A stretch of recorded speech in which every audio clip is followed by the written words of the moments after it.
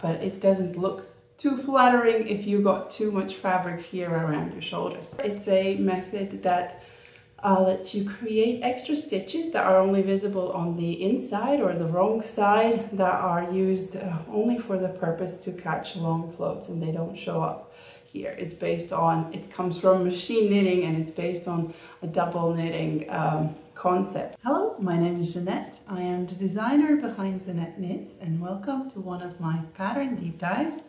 This is on the Sweet Violet sweater that's coming out in a few days.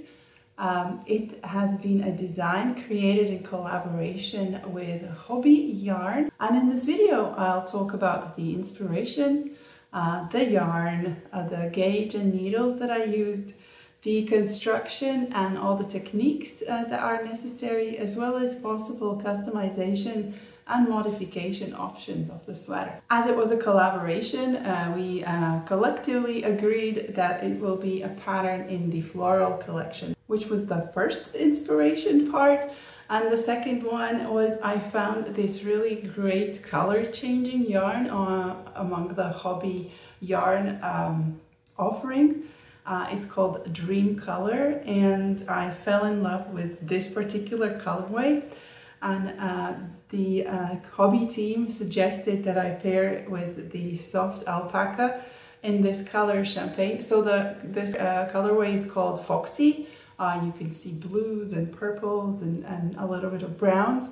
And when I tried it together with this Champagne color soft alpaca, it was a match made in heaven. And I think the colors in this yarn were the reason for me picking a blue flower and, well, violet, bluish violet in those hues. Hence the reason for the Sweet Violet flower being featured all around this yoke sweater. It is a fingering weight project. In fact, the alpaca is quite fine. It's 100% alpaca, whereas the Dream Color is 100% wool, so it's all natural, but very soft. And the gauge is 28 stitches times 34 rows in a 10 by 10 centimeter, that's 4 by 4 inches. And to get the gauge, I had to use 2.75 millimeter, that's US size 2 needle. I am quite a loose knitter. You might need to go up a needle size to get the gauge, but that's what I needed for me. And then I worked the ribbing here at the neckband cuffs, and I think also hem on 2.25 millimeters, and that's US size 1 needle. It's probably also a good idea to mention sizing. The pattern comes in 9 sizes, and the recommended ease is 10 to 15 centimeters. Around the bust area, that is 4 to 6 inches, and the smallest finished circumference around the bust is 91.5 centimeters, that's 36.5 inches, and for the largest size we have 170 centimeters or 68 inches. And to choose the right size, you would typically measure your bust and add the recommended or your desired ease and pick one of the sizes that match the closest from the finished bust measurement. However, if you are relatively bustier, more than C or D cap, I would recommend that you allow a little less ease around the bust and to ensure that it fits around your shoulders. Perhaps use a higher upper bust measurement and go from there, because then it will fit better around your shoulders. As it's knitwear, it'll still fit you because it's stretchy, and it doesn't look too bad if you got negative ease around the bust, but it doesn't look too flattering if you got too much fabric here around your shoulders. It is a top down in the round seamless sweater. And we start by casting on stitches here at the base of the neckband and joining the round. And after a few rounds, we start the increases. Because this is really fine wool, I recommend using the twisted, lifted increases. The pattern has videos to how to do that in both directions, left and right. And once we have enough stitches to start the chart before we begin the color work section, There are some short rows worked to raise the back neck to allow for a deeper neck depth at the front. I am recommending you use the Japanese short row, but again, any short row method can be substituted here. And then we begin to follow the chart. The pattern states how many repeats you should have, because you can see there's a lot of white space here.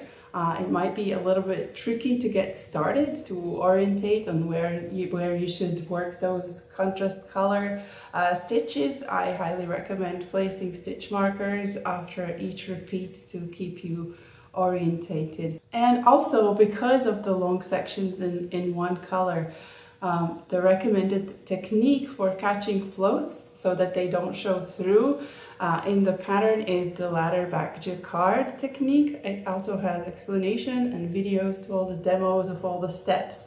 And equally, it has two types of charts.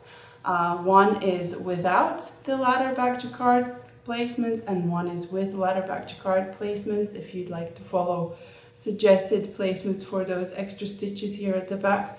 If you hadn't heard of the Ladderback Jacquard method before, it's a method that lets you create extra stitches that are only visible on the inside or the wrong side, that are used only for the purpose to catch long floats, and they don't show up here. It's based on, it comes from machine knitting, and it's based on a double knitting concept, but you can see all of that in pattern. And the other difference in charts, so you in total get 4 charts, is you can choose to either have a light background color and darker contrast color, or you can have a dark background and a lighter contrast color, so you don't have to do those inversions in your head. The pattern has all those charts ready for you. As you move through the chart and working in the round, the chart also indicates the extra increases you need to do to get to the full yoke circumference. And when you're ready, you split for sleeves.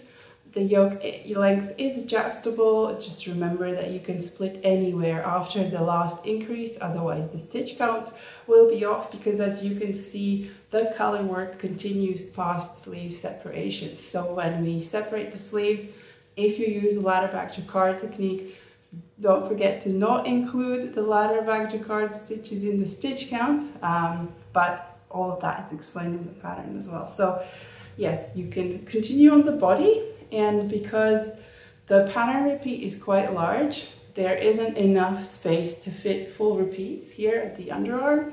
So you will see a side seam here, a fake purl seam that acts as the natural break between where the front and back meet. And it also acts as the guiding line for optional waist shaping decreases. So the pattern supports a straight fit as well as shaped waist. So yeah, at the start it will require some focus to figure out which chart stitch you should be beginning the front and the back, as it won't be a full repeat. And at any point you can either complete the body or begin on the sleeves or the neckband, but I'll go through the pattern as it's written. So we finish the sweater with a twisted 1x1 rib and a tubular bind off. The same you will see on the sleeve here. It has a neat and professional look. So for the sleeves, again, you'll pick up the stitches that you had put on hold when you separated, and pick up stitches here at the underarm cast on. And again, there will be a seam that is a fake purl seam that will act as the break in the pattern, because again, you won't fit full repeats there. And this is probably the most focus requiring area of the pattern, is how to restart the color work so that it all aligns with the pattern in yoke, and also add some decreases here to taper the sleeve. So yeah, be careful reading the pattern there, but it should all work out.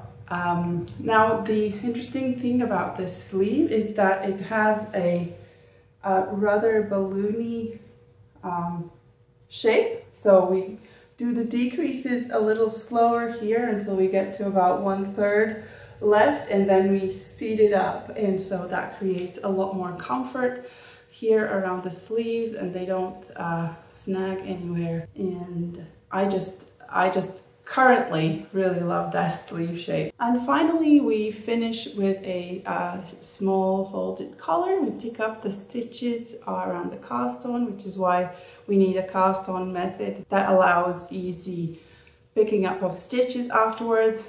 I use the long tail cast on because I find that it's quite sturdy and my neck won't stretch with wear, and it keeps the shape very well.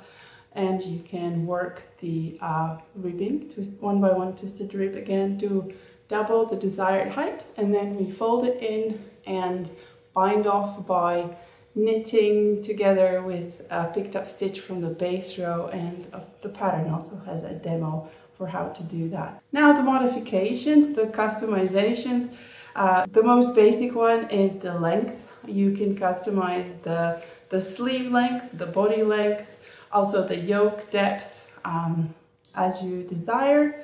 All of that is supported in the pattern. In fact, we did see some really cute short sleeve versions in the test as well. You can also experiment with the neckband. In fact, if you want a more of a wider neck, perhaps you just pick up the stitches and do an I-cord bind off right away.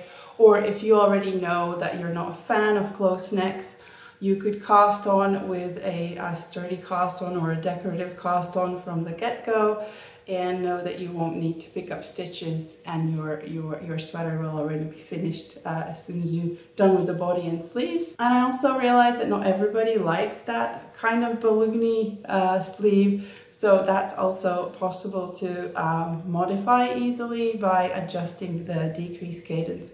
The pattern does not have instructions for a typical trapezoid sleeve, but I hope it's quite straightforward to adjust by decreasing faster here from the get-go. I might have already mentioned that the body as well has a straight fit as well as a shaped waist. I have chosen to make the shaped waist, just suits my body better. But if you do follow the shaped waist and you want to make it longer, because mine's quite cropped, I like to wear it just around the high hip.